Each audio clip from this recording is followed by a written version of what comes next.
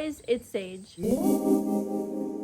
I'm back with another episode today, and I know it's taken a while to get this out to you, but hopefully now I can get a few episodes out, and today I have a few hours to work on it, so we're gonna see how much that we can get done. Since the garage we were working on isn't the best in the front, but the concrete is good in the back, we have a little plan of action. We're gonna push the car out of the garage to make room in the back for the hoist, but that also means we're gonna wanna turn it around.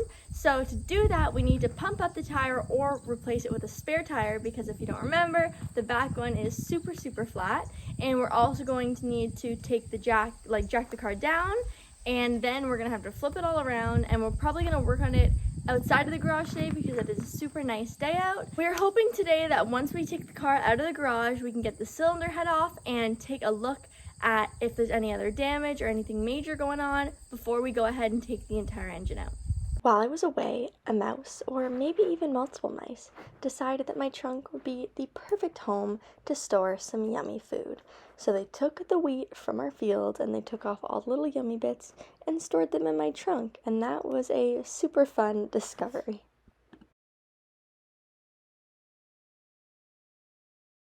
Because of our little mouse visitor, we have this little mouse deterrent type of thing that clicks and kind of sounds like a predator. I definitely didn't want to put a mouse trap because I do not want to hurt anything, but this will hopefully deter them from living in my car. And also, when we pull the seat up, there's these seeds, and no matter how much we vacuum them up, they're an endless stream. So yeah, they're just always there, and this is somewhat like the foam deteriorating from the seat. So we'll figure all that out once we can get the car running. I'm going to raise it up so that we can take out the wheel ramps, and I can lower it to make it easier to pump out the back tire. So let's go ahead and do that now.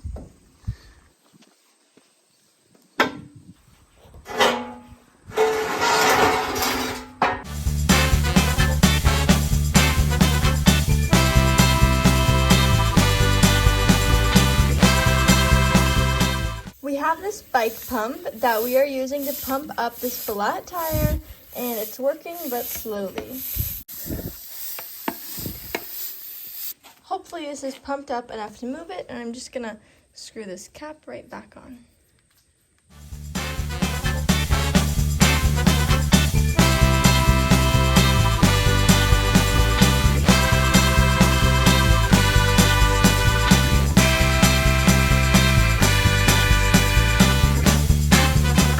This is where the engine hoist and stand are, so we're gonna go grab them.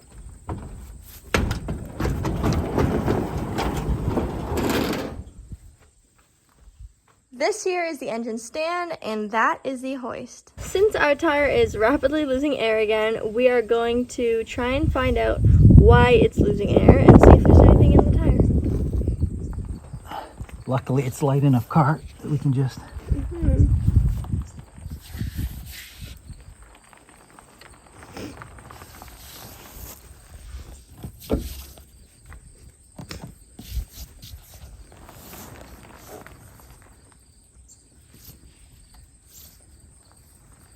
This is where it was dragging before, so that was where the low spot. Yeah.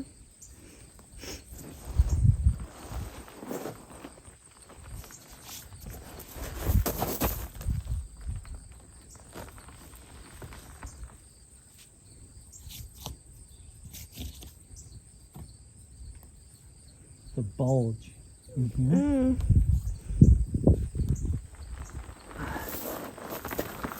Okay, so that's full revolution. I didn't see anything. So in case you were wondering how dirty it got, it's pretty bad. We just did a little 3-point turn, and now the car is facing the other way. Just to recap, we want to take off the cylinder head, and to do that we wanted to take off the carburetor, but there were a few bolts that we couldn't see, and when we did find them, they wouldn't come off. So we did spray some penetrating oil on them about a week ago. You can see it dripping there, and hopefully that helped loosen it all up. But if that doesn't come out, we're gonna have to take off the entire exhaust manifold and then get the cylinder head off. Next, I wanted to take this off, and I found a spanner that would fit to unscrew it, but it turns out that this little thing just pops right out, so I can just disconnect it and leave that there. I had a great comment to use the close end of this box wrench to try and get off this stripped bolt, but because it's so stripped and it doesn't even fit and it's just sliding, and that's just not going to work out for us. So we have to use the open end, but when we try and use the open end, it's stripped and it just doesn't work out. So unfortunately, we're not going to be able to get this bolt off. Now that this is super loose, you can really see the crack in there. So we're just going to have to take everything out, and I haven't looked into welding or replacing it yet, but we'll do that once everything is out. We want to get these bolts out as well, and it's very tricky to see, but you can't fit in there. So we're going to go ahead from underneath, and there we go. Get it on and just twist these off. There's also another one on the other side. Now I'm just going to loosen this one up and the one on the other side.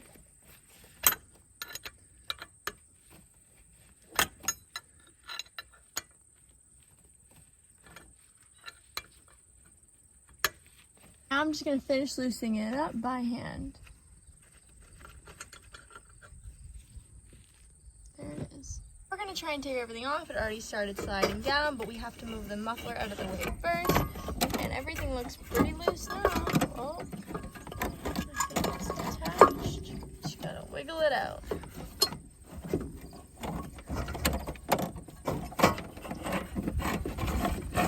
It'd be a lot easier if we'd been able to get the carburetor out first. Yeah. But looking at that, that's it's the part that we're trying to get off that cracked. Yeah. Good news is it doesn't go all the way through to the manifold, so this is still a sealed unit. Okay, that's good. We're just going to have to find a different way to mount this so that it's secure. Yeah. Since we couldn't get the carburetor out, we're just going to take this piece out, and we're going to make sure we keep all of these lines safe. It looks like it will just pull right out, and then hopefully afterwards, once we can get to the carburetor better, we can detach it. There we go, all detached. Now once it's upside down, there's our mount. So that's the part that split off from the other manifold. So we may just have to cut this off. We'll have to see how this bolt, it's probably attached to this piece. So it may be that we just need to replace this intake manifold because it'll have the new nut. We just have to see how this mounts onto the carburetor itself. It looks like it's just via a couple bolts. We're just hand tightening these bits on, and as well as these. The gasket will be on for now, but we know we're gonna have to replace it. We're just doing this so we don't lose any pieces. We haven't looked at the manual yet, but we know we're gonna have to disconnect this and all of these bolts, and there's also some on the other side there. So assuming we can just take all those out and then lift it up, but we will take a look at the manual. Since we don't have the right size box wrench, or spanner as you call it in England, I'm going to use these vice grips and get this little one off.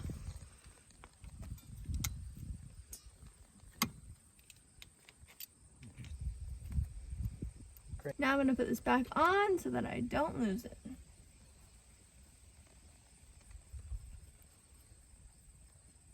Give me a thumbs up. What we're doing right now is the cylinder head, the removal of it, so we have all these steps done. And we thought the next step was going to be removing the 10 cylinder head nuts, but there's 2 more steps before that.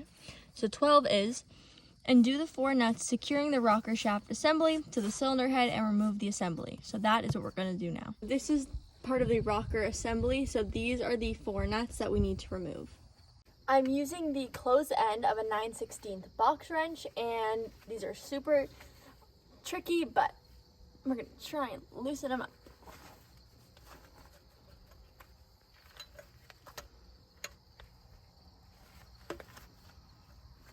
And I'm just going to go ahead and loosen all of these. Now I'm going to take off the rocker assembly and try and put it into here without losing any of the parts. So let's see if I can shimmy it and not lose anything. It feels attached in some spots. Oh, and I lost the bin. Okay, I'm gonna balance that there and just try. It's definitely loose, but it seems like it doesn't wanna come up here. Oh, there we go. Ta-da, whoa, there we go. And now what we have to do, first of all, that's in there, but we need to find a way to separate all of these push rods when we take them out so we can put them back in the same spot. So if you remember from the earlier episodes, our main beginning issue was on the third push rod. So before I take them all out, I'm just going to take out the third one, and we're going to see if we can see any visible damage. And I mean, looks just dirty to me, but is there any scoring? Any, like, do you feel any? I want to try, and it feels very smooth to me. I'll show you the side of it. Looks pretty good to me, so I don't know. So to keep them separated so we didn't get them all mixed up, I'm going to show you what we did to label them. This is number 1, and I'm going to show you how we did it. So I'm just going to roll it up a couple times and then rip it. Then I have some tape already. I'm going to close it up, and then I want it to stay out.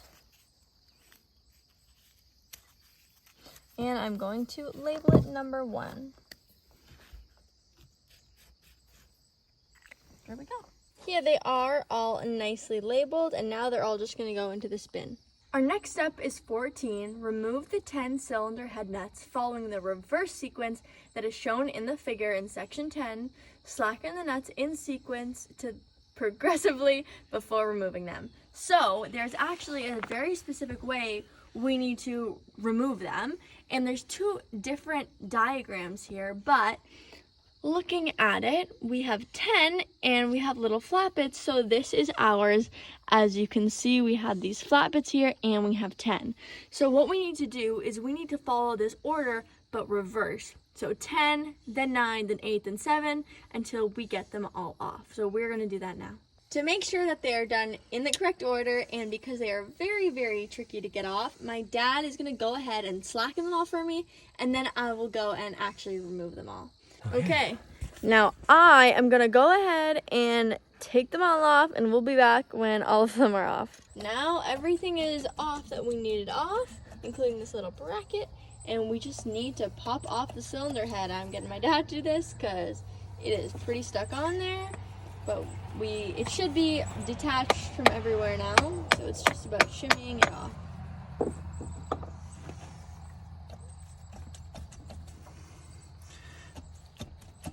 That end is pretty loose, but not this one.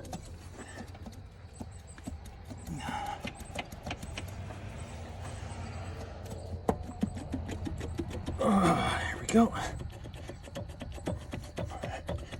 Oh, hurt a little. Ooh, Oh, it's heavy.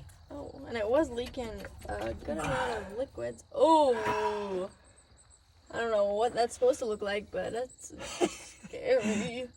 That's like Halloween slime vibes. We're gonna give it a good wipe down and just see if we can see any sort of visible damage. But here's what it's looking like right now. To make sure we don't lose anything, we're going to put the nuts and washers back onto the studs for the rocker assembly. And again, so we don't lose them, we're going to put the nuts back onto these. But number 7, which I believe is this one, didn't have a washer for some reason, and the rest of them did, so I'm not sure why. Before we put all those nuts back on, we're going to take off the gasket and try and clear out some of this liquid just to see if we can see any damage. Soak this up. Yeah.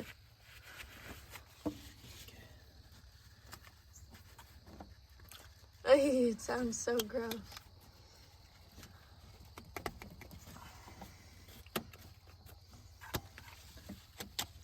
Ooh, that looks gross too.